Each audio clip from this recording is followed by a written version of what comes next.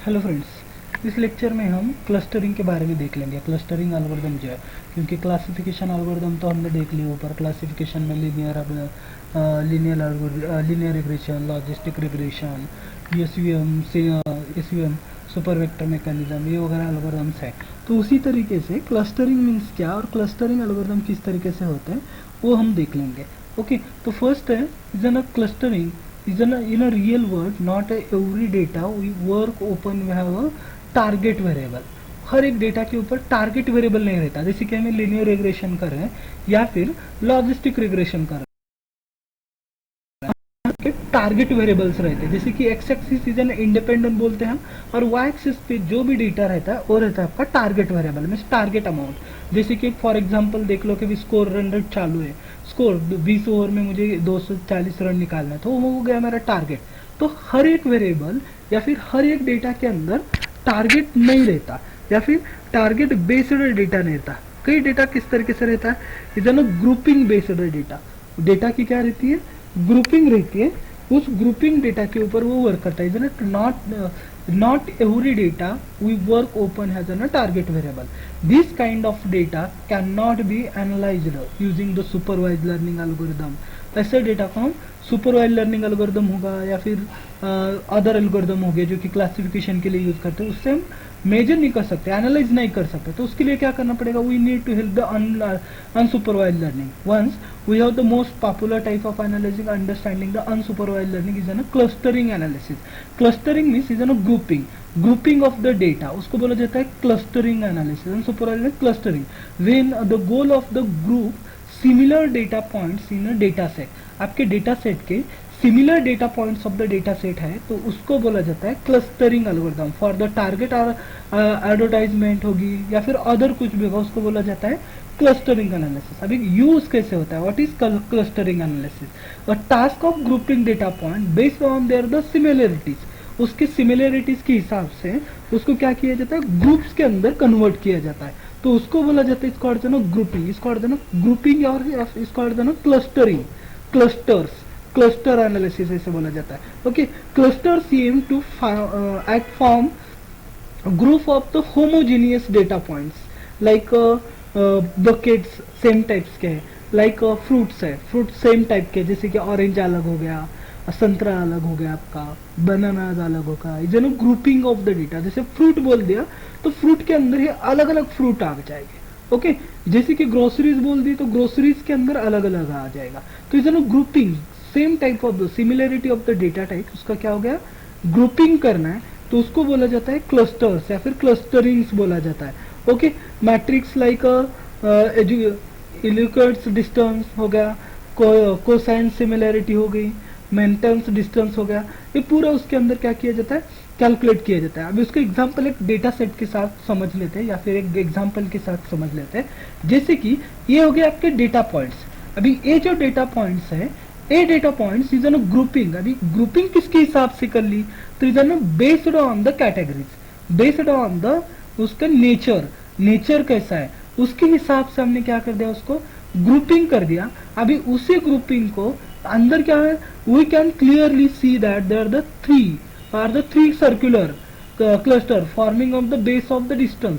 हमने तीन find out किए, किसके हिसाब से फाइंड आउट किए, डिस्टेंस के हिसाब से। अभी जो इसके नियरेस्ट है उसको हमने कंबाइन कर दिया, जो इसके नियरेस्ट है इसको हमने कंबाइन कर दिया, जो इसके नियरेस्ट है उसको हमने कंबाइन कर दिया। इसको और दोनों क्लस्टरिंग, इसका एक ग्रुप क्रिएट कर दिया, उस ग्रुप के हिसाब से हमने कन्वर्ट कर दिया। अभी कैसे होता है वो देख लेते हैं। Now it is not necessary that the clustering forms must be circular shape.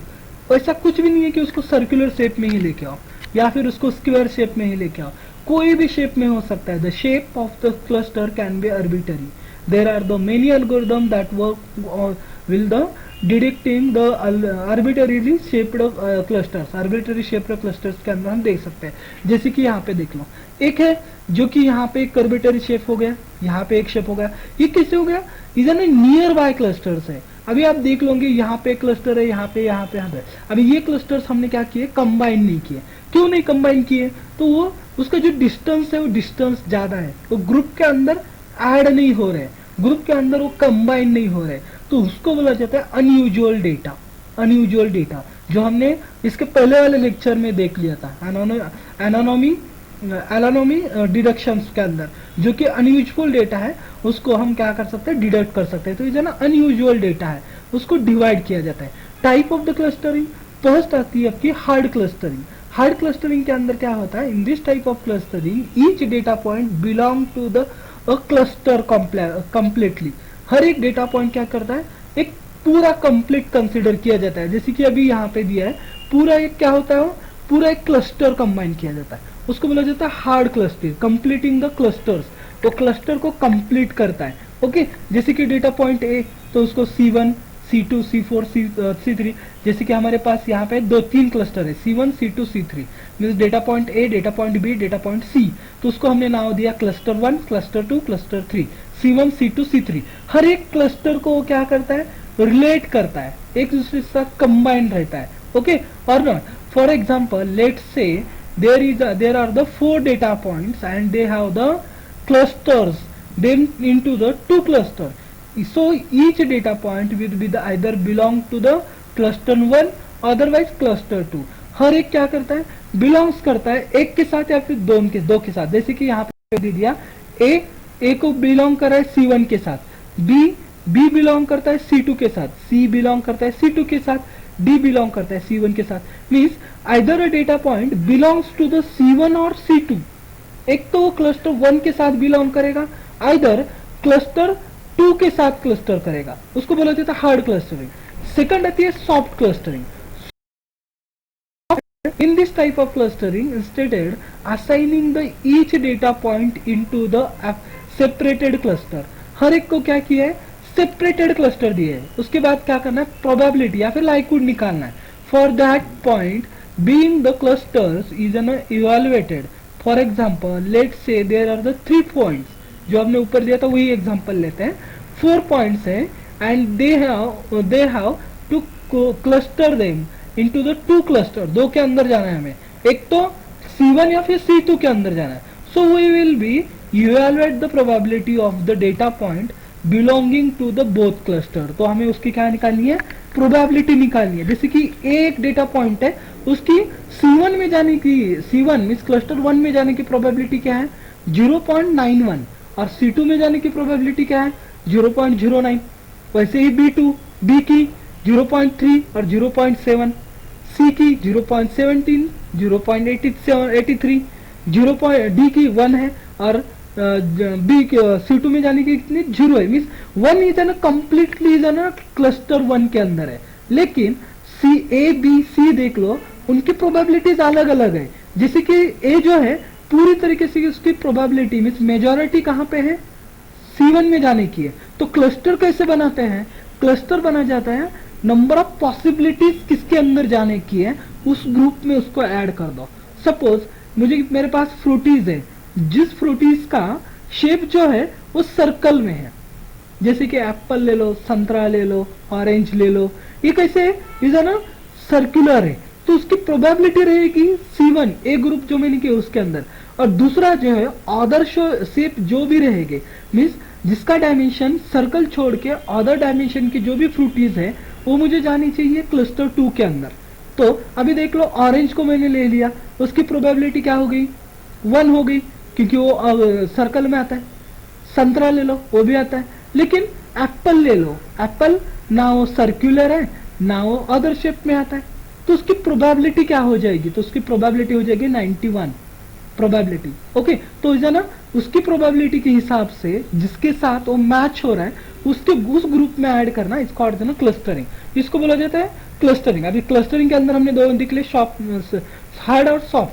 Hard में क्या होता है, आइदर 1 आइदर 0, मीन्स आइदर 1 के अंदर जाना है या फिर 2 के अंदर जाना है। लेकिन सॉफ्ट में क्या होता है, उसके पॉसिबिलिटी चेक किए जाता है, वो 1 में जाएगा या फिर 2 में जाएगा, उसके पॉसिबिलिटी चेक किए जाते हैं। ओके, अभी इसको यूज कैसे करना है, यूज द क्लस्टरिंग। पहले मार्केट सेगमेंटेशन के अंदर यूज किया जाता है, मार्केट बास्केट एनालिसिस के लिए यूज किया जाता है, सोशल नेटवर्क एनालिसिस के लिए यूज किया जाता है, या फिर मेडिकल इमेजेस के लिए भी यूज किया जाता है। जैसे कि देख लो मार्केट सेगमेंटेशन कैसे यूज करता है, business use the clustering to group their the customers and use the target advertisement to attract the more advance.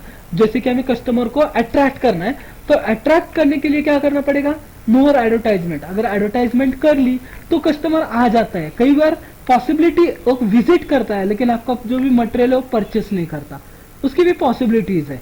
Market basket list क्या है, बास्केट एनालिसिस करना है, तो उसके ऊपर भी देख सकते हैं। जैसे shop owner analyse their the sales and figure out the which item are majorly buyed और टुगेदर बाय द कस्टमर्स। ऐसे कुछ कौन से हमारे जो भी शॉप है उसके अंदर ऐसे कौन से आइटम्स है जो कि मोस्टली सेल होते हैं, तो कस्टमर शॉपकीपर क्या करेगा, वही मटेरियल्स को क्या करेगा, ज्यादा से परचेस कर लेगा जो कि वहां पे सेल होता है, जाके सेल हो जाएगा। जैसे आप सोचोगे, एग्जांपल देते कि एक शॉपकीपर है, उसके पास जो है नोटबुक ज्यादा सेल होते हैं, तो नोटबुक ही वो बेचेगा, नोटबुक ज्यादा मंगाएगा, वो पेन मंगाएगा ज्यादा, क्योंकि वहां पे क्या है, कॉलेज है, कॉलेज के नियर बाय है, तो उसके ऊपर क्या चलेगा, वही आइटम्स जो कि कॉलेज में चलते हैं वही आइटम वो परचेस कर लेगा। लेकिन कोई सुपर मार्केट है, उस सुपर मार्केट के अंदर ऐसे बाय कर सकते हैं क्या, नहीं। सुपर मार्केट में आपको एनालिसिस करना पड़ेगा कि हमारे यहाँ से कौन सा मटेरियल ज्यादा बाय होता है। जैसे कि डीमार्ट देख लो, डीमार्ट के अंदर ज्यादा तो क्लॉथ वेयर्स रहता है, क्लॉथ्स रहता है, उसके बाद ग्रोसरीज रहती है जो कि ज्यादा सेल होती है, तो वो लोग वही उसी के सेलिंग करते हैं। तो इधर ना मार्केट बास्केट एनालिसिस भी इसी तरीके से उसके लिए क्लस्टरिंग यूज कर सकते हैं, मींस ग्रुपिंग करना है। जो मटेरियल हमारा परचेस कर रहे हैं कस्टमर, लेकिन जो ऐसा मटेरियल है उसी कैटेगरी में आता है लेकिन सेल नहीं हो रहा, तो क्या किया जाता है, उसके ऊपर एडवर्टाइजमेंट निकालो या फिर ऑफर्स निकालो, बाय वन गेट वन। अगर जैसे कि आप कोई तो मिक्सर खरीद लो, उसके साथ आपको क्या है, पानी का जार फ्री है, क्योंकि मिक्सर आपके सेल हो रहे हैं, तो उसके साथ साथ आपको क्या करना है, पानी का जार भी देना है, या फिर मिक्सर की जो भी इन्वेंट्री है वो आपको उसके ऊपर फ्री देनी है। तो इसको ग्रुपिंग आप बना सकते हो, उसकी ग्रुपिंग आप बना सकते हो, तो उसको मार्केट एनालिसिस के लगती है, मार्केट बास्केट एनालिसिस भी कर सकते हो। Social media analysis, social media sites are your data to understand your the browsing behaviours क्या है आपका, providing your the target of क्या है, फ्रेंड रिकमेंडेशंस क्या है, वो पूरा चेक किया जाता है। जैसे कि मैं आपको फॉर एग्जांपल बताता हूँ, आप अभी जो आपका सोशल मीडिया अकाउंट यूज कर रहे हैं, जैसे कि आपका इंस्टाग्राम हो गया, फेसबुक हो गया, या फिर आपका यूट्यूब है, तो उसके ऊपर आपने सिर्फ एक ऐड दिया, सर्च कर लिया कि अभी मुझे क्या चाहिए, गूगल के ऊपर आपने सर्च कर दिया कि मुझे लैपटॉप लेना है, उसकी स्पेसिफिकेशन ये होनी चाहिए और मेरा बजट ये है, तो आपको क्या हो जाएगा, उसी के हिसाब से ऐड आना चालू हो जाएगी आपके सोशल मीडिया अकाउंट के ऊपर, उसके ऐड आना चालू हो जाएगी। वो तो सर्चिंग का आगे गया। उससे पहले भी देख लो, आप आपके फ्रेंड सर्कल के साथ कोई बात डिस्कस कर लो कि यार मुझे अभी लैपटॉप लेना है, नई बाइक लेना है, या फिर मैं मेरे मोबाइल का सर्चिंग कर रहा हूँ, मुझे मोबाइल लेना है, कौन सा लूँ, और वो सुनता है क्योंकि हमने हमारे मोबाइल को परमिशन दी है, तो वो रिकॉर्ड होती है और उसी के हिसाब से क्या किया जाता है, आपको ऐड दिए जाता है। जैसे कि कोई बंदा इमोशनल है तो उसको इमोशनल एड्स, इमोशनल अटैचमेंट जो कि इमोशनल रील्स वगैरह है वो शो करना चालू करता है। इज ना social media analysis. Social media analysis इसी तरीके से होता है, मीन्स आपने अगर आपके मोबाइल से आपके सोशल मीडिया हैंडल पे कोई पोस्ट डाल जो कि इमोशनल होगी, तो इमोशनल आपको वीडियोज आना चालू होता है। अगर आपने कोई फनी कमेंट कर दी तो फनी वीडियोज आना चालू होते हैं। कोई आपने कार्टून सर्च कर लिया, कार्टून के इमेजेस आना चालू होता है। इज ना सोशल मीडिया एनालिसिस। जैसे आपका माइंडसेट चल रहा है उसी तरीके से होता है। बाद में यूज किया जाता है मेडिकल इंडस्ट्री में, मेडिकल इमेजेस के लिए यूज किया जाता है। मुझे doctor use the cluster to find out the discussed areas, diagnosis the images like x ray. X ray के अंदर आपको एक्सरे निकाला जाता है, या फिर आपका सीटी स्कैन होता है, आपका एमआरआई स्कैन होता है, उसकी भी आपको फ्रेम मिलती है, फिल्म मिलती है उसकी। उस फिल्म के अंदर क्या होता है, आपको जो भी बीमारी है उस बीमारी का डॉक्टर क्या करता है, डायग्नोसिस करता है, मींस हर एक पॉइंट को कंबाइन करता है, ग्रुपिंग कर लेता है। तो इसे ना क्लस्टरिंग, क्लस्टरिंग हम वहां पे भी यूज करते हैं। ओके, टाइप ऑफ क्लस्टरिंग हमने देख लिया, हार्ड क्लस्टरिंग, सॉफ्ट क्लस्टरिंग है, तो उसके लिए एल्गोरिथम भी अलग अलग यूज करते हैं। Clustering is an process for the determining the how the related the object are based on the metric called the similarities measures क्या है उसके, सिमिलैरिटी मैट्रिक्स क्या है उसका, are the easier to locate in the similar seats for the features. Futures के लिए उसको use करने के लिए, या फिर डायग्नोसिस करने के लिए, फाइंड आउट करने के लिए इजी जाता है सिमिलरिटी के साथ। Get the harder to create the similarities measure as an number of the features increases, जितने फीचर्स यूज होते हैं उतने इस तरफ से कर सकता है। Depending on the type of the clustering algorithm, कौन सा एल्गोरिथम आप यूज करें उसके ऊपर डिपेंड है। जैसे कि कंटेनर बेस्ड क्लस्टरिंग मीन्स उसको बोला जाता है पार्टीशनिंग मेथड्स। बाद में आता है आपका density based clustering, model based clustering बोला जाता है, कनेक्टिविटी बेस्ड क्लस्टरिंग, हियरार्चिकल क्लस्टरिंग बोला जाता है उसको, और डिस्ट्रीब्यूशन बेस्ड क्लस्टरिंग। ये 4 टाइप के आप क्लस्टरिंग उसके साथ यूज कर सकते हैं। पहला है उसका coordinator based clustering means partitioning clustering. Partitioning methods are the most easiest clustering algorithm. They group the data point on the base of the cloneness. Generally, the similarity measures closures are for the algorithm as the yielding the distance. आपका yielding distance क्या है उसके हिसाब से आपको क्या किया जाता है, उसको ग्रुपिंग किया जाता है। Is the most useful and most easiest algorithm of the clustering partition algorithm. Similarity के बेस के ऊपर उसको क्या करो, पार्टीशन करो।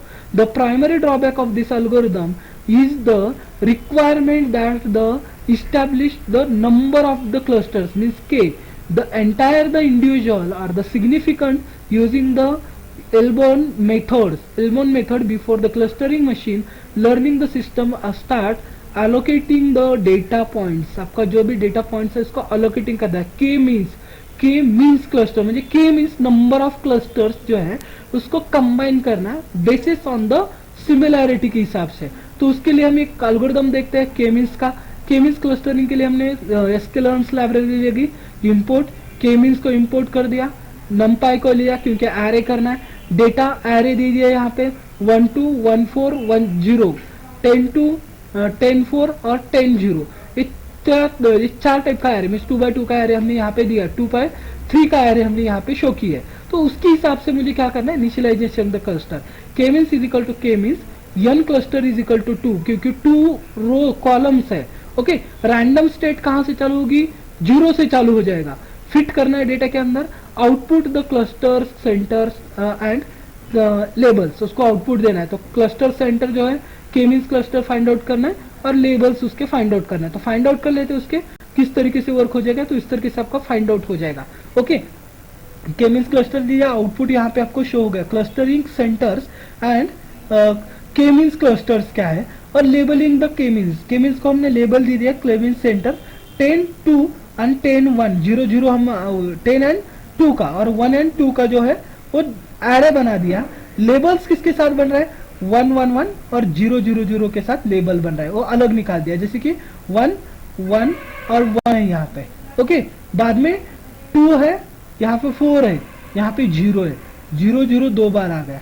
तो इसको हमने क्या कर दिया, लेबल्स लगा दिए। इसी लेबल के ऊपर हम उसको डिफाइन कर लेते हैं। Okay, is an k means cluster. Second algorithm आता है आपका density based clusters. Density based means dB scan बोलते हैं हम उसको। Density based scan, density based cluster is an model based method find the group based on the density. उसकी grouping क्या है of the data point, contrary the contract based clustering which require that the number of the cluster be predefined and it is a sensitive to initialization। आपको initialization करने के लिए क्या है, वो sensitive है। density based clustering determines the number of the cluster automatically and is less susceptible to the beginning position। less susceptible है वो। ओके, लेस ससेप्टेबल मीन्स क्या होता है, उसके अंदर that are the great the handling the clustering of the different size and forms. अलग अलग size में अलग अलग फॉर्म में हम उसको हैंडल कर सकते हैं। Making them the identity shouted the data set with the regularly shaped और ओवरलैपिंग क्लस्टर्स। ओवरलैपिंग क्लस्टर के लिए यूज किया। This method manage the both decent and sparse data region. आपको डिसेंट और सेपरेटेड डेटा रीजन को क्या करता है, मैपिंग करता है। तो उसी के लिए जो यूज किया था प्रॉपरली डेंसिटी बेस्ड एल्गोरिथम, इसको आता है डीबी स्कैन। ये डीबी स्कैन एल्गोरिथम हम उसके अंदर यूज करते हैं। ओके, डीबी स्कैन एल्गोरिथम के अंदर हमें क्या करना है, फर्स्ट sklearns नाम की लाइब्रेरी लेनी है, clustering dB scan numpy matplotlib, क्योंकि उसके ऊपर मुझे प्लॉट ड्रॉ करना है। तो मैंने एरे ले लिया 1 2 2 2 2 3 8 7 8 8 25 एंड 80 इज एन एरे। अभी डीबी स्कैन लगाना है यहाँ पे। EPS is the radius of the neighbourhood, mean simple is the minimum number of the point in the neighbourhood for the score point. आपका जो भी स्कोर पॉइंट है उसके साथ डीबी स्कैन फिट कर दिया, एग्जीक्यूट कर दिया, लेबल स्कैन को लेबल कर दिया। प्रिंट करना है क्लस्टरिंग लेवल्स, उसके साथ उसको विजुअलाइजेशन करना है सेक्टर के साथ, डीबी स्कैन और फ्रेम 1 के साथ। देखते ही आउटपुट कैसे आता है इसका। ओके, इसको मैं अभी डायरेक्टली टाइप करने के बजाय डायरेक्टली मैं इसको इसके अंदर डाल देता हूँ। ओके, हाँ ठीक है।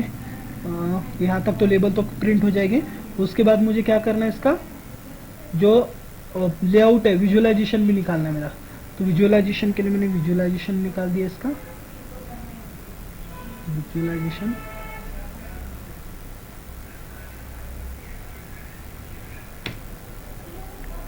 ओके, रन कर दिया मैंने इसको अभी। अनडिटरमाइंड पीएमटी ओके, यहाँ पे हुआ है।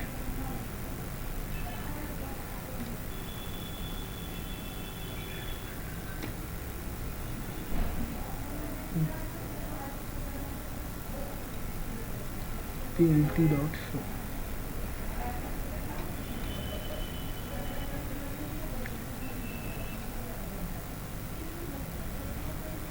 Okay, just a minute. Okay, तो हमारा ये आउटपुट यहाँ पे शो हो रहा है। यही आउटपुट हमारा यहाँ पे भी आ गया। ओके, नेक्स्ट हम देख लेते हैं। नेक्स्ट इज है ना फीचर्स क्या है, उसके की फीचर्स क्या है डीबी स्कैन के। Handling the noise means point that do not the belonging to the any cluster to the classified the noise. तो उसके लिए क्लासिफाइड के लिए यूज कर सकते हैं। नॉन सेपरेबल क्लस्टर्स के लिए हम यूज कर सकते हैं। It can be identify the cluster to the arbitrarily shape, arbitrary shape में हम यूज कर सकते हैं, जैसे कि के मीन्स है उसका। डेंसिटी बेस्ड है, point are the grouped based on their the density rather than the controlling. जो डेंसिटी है उसके बेस के ऊपर हम उसको डिफाइन करके ले सकते हैं। नेक्स्ट बेस्ड एल्गोरिथम है आपका है ना connectivity based clustering hierarchical. Connectivity based means the method are the assembling related the data point into the hierarchical cluster is called the na hierarchical clustering. Based assembling है related to the data point into the hierarchical cluster के साथ वो related है। Each data point is an initially taken into the account.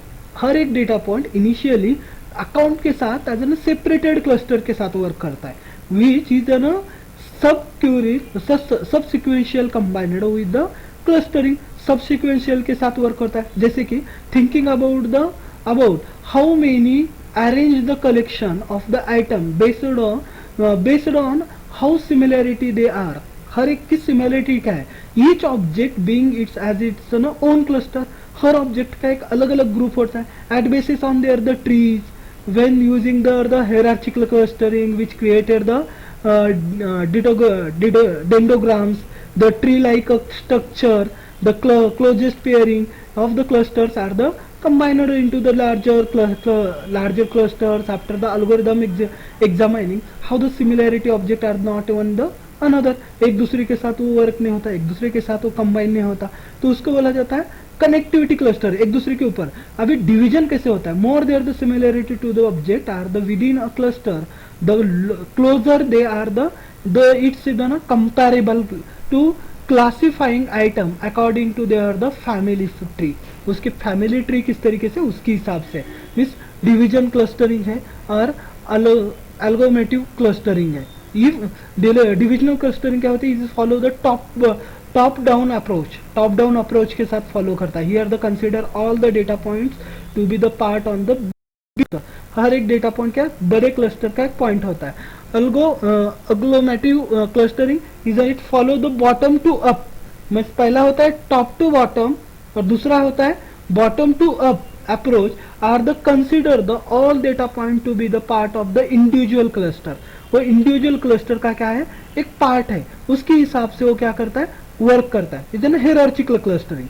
हियरार्चिकल cluster इस तरीके से work होता है। ओके, तो हियरार्चिकल क्लस्टर के एल्गोरिदम मैटप्लॉटलिब ले लिया, साइपैग लिया, उसी तरीके से algorithm from the model algorithmic clustering, cluster to linkage ward label model के साथ मॉडल फिट प्रोडक्टिव कर दिया आउटपुट, और उसको क्या कर दिया हमने, प्रिंट कर दिया और उसको प्लॉट कर दिया। अब इस प्लॉटिंग वर्क कैसे होती है वो देख लेते हैं।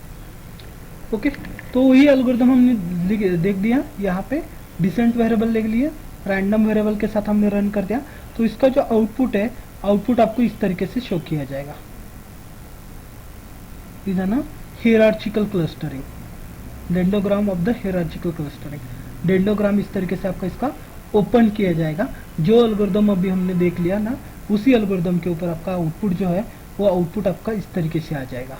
ओके, इसके अंदर हमने वैल्यूज भी ऐड की है और इसको रन भी किया है। ओके, नेक्स्ट हियरार्चिकल क्लस्टरिंग के ऊपर देख लिया था, अभी हम इसको देखते हैं प्रोग्राम के साथ एल्गोरिथमेटिक क्लस्टरिंग किस तरीके से रन होता है, एल्गोरिथमेटिक क्लस्टरिंग किस तरीके से वर्क करता है। ओके, तो आउटपुट उसका देख लिया हमने। तो नेक्स्ट देखते हैं डिस्ट्रीब्यूशन बेस्ड क्लस्टरिंग किस तरीके से वर्क होती है।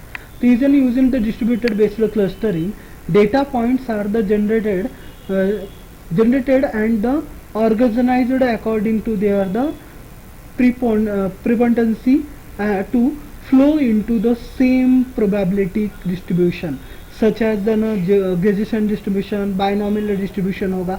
तो इस तरीके से आपको प्रोबेबिलिटी जिस तरीके से वर्क होती है, मीन्स जैसे कि बाइनोमिनल होगी, या फिर आपका गॉसियन डिस्ट्रीब्यूशंस होगा, या फिर आपका नॉर्मल डिस्ट्रीब्यूशंस है, इस तरीके से डिस्ट्रीब्यूट करके उसको डिवाइड किया जाएगा।